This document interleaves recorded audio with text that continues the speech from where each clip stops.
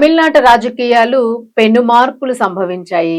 ఇంకా ఇంకా ముందు ముందుకి ఇంకా ఎన్నో మార్పులు చూడబోతూ ఉన్నాము. చాలా ఏళ్ల తరువాత కొన్ని కొత్త కొత్త కోణాలు కనిపిస్తున్నాయి రాజకీయ పరంగా. ముఖ్యంగాను టీవీకే పార్టీ అధినేత విజయ్ ముఖ్యమంత్రి అవుతారు అని ఏదైతే ఒక కాన్ఫిడెంట్ గా చెప్పారో, సో అదే ఈ రోజు నిజమైంది. అలాగే ఇందులో ముఖ్యంగా విజయ్ గెలుపు వెనుక త్రిష ఉన్నారు అనేది మాత్రం ప్రతి ఒక్కరూ బల్లగుద్ది చెప్తూ ఉన్నారు. దీనికి కొన్ని కారణాలు కూడా ఉన్నాయి అని. సో అసలు ఆ కారణాలు ఏంటి, అలాగే ఈ రోజు రిజల్ట్స్ ఉన్న నేపథ్యంలో త్రిష బర్త్డే కావడము, తను తిరుపతికి వెళ్ళడము, ఇది కూడా మాట్లాడుకుంటూ ఉన్నారు. త్రిష ఎలాంటి పాత్ర పోషించబోతుంది తమిళనాడు రాజకీయాల్లో, ఆమె ఏమైనా చక్రం తిప్పబోతుందా? సో ఇవన్నీ కనుక్కుందాం. మనతో పాటు senior journalist doctor Durga Vadlamani గారు ఉన్నారు. నమస్తే మ్యామ్. నమస్తే అండి. మ్యామ్, త్రిష మెయిన్ తమిళనాడు రాజకీయాల్లో త్రిష కీలక పాత్ర పోషించింది అనేది ప్రతి ఒక్కరు చర్చించుకుంటూ ఉన్నారు. ఈవెన్ మనం చాలా ట్రోల్స్ కూడా చూసాము. సో అన్నింటినీ నిలదొక్కుని ఈ రోజు టీవీకే పార్టీ నిలబడబోతుంది అంటే అది ఆసమాషి విజయం అని మనం అనుకోలేము.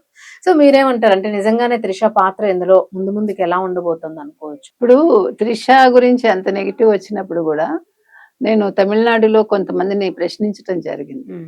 ఏంటండి ఈ రకంగా మరి త్రిషతో వస్తుందండి, అదెల్లా విడుంగా, అదెల్లా నమ్మలకేదుగా, ఎங்களுக்கு విజయ్దా వేణు అన్నారు.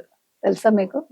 అవన్నీ అవసరం లేదు, అవన్నీ పట్టించుకోకండి, మాకు ఇంపార్టెంట్ విజయ్ అంతే. అవ యారు కూడా ఇరిందా అన్న, ఎవరితో ఉంటే ఏంటి, ఇలాగే మాట్లాడారు. తెలుసా, చాలా ప్రాక్టికల్ గా ఇదెల్లా యారికి వేణుమా అన్నాడు. అంటే వాళ్ళు ఎంత క్లారిటీతో ఉన్నారు అక్కడ, సర్వసాధారణం.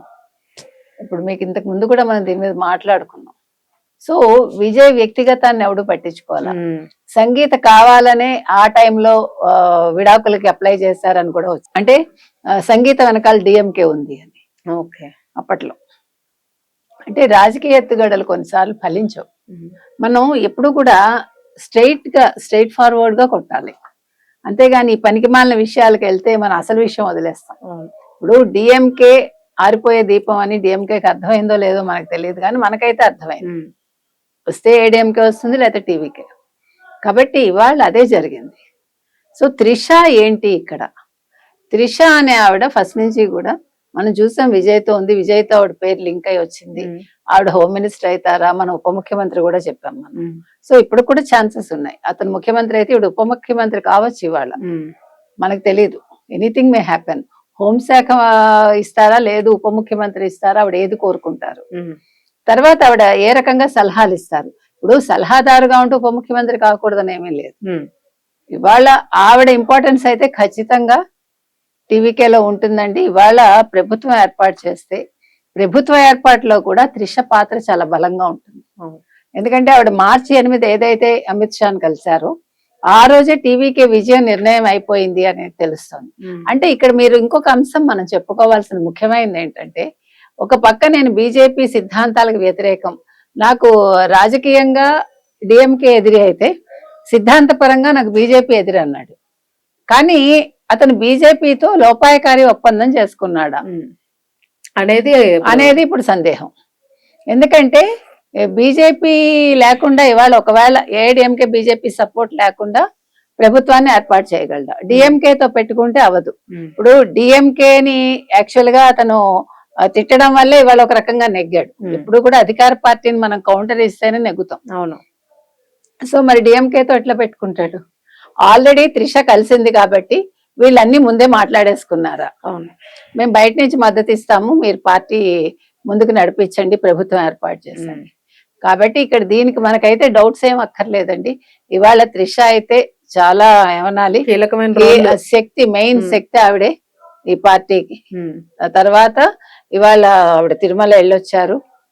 ముఖ్యంగా దేవుణ్ణి మరి ఆవిడ వేడుకున్నారా, ఆల్రెడీ మొక్కు ఇవాళ తీసుకున్నారా అది మనకు తెలియదు. ఇంకొకటి బండ్ల గణేష్ కూడా ఒక ట్వీట్ చేశారు, కంగ్రాట్స్ మీరు కన్న కళలు నిజమయ్యాయని.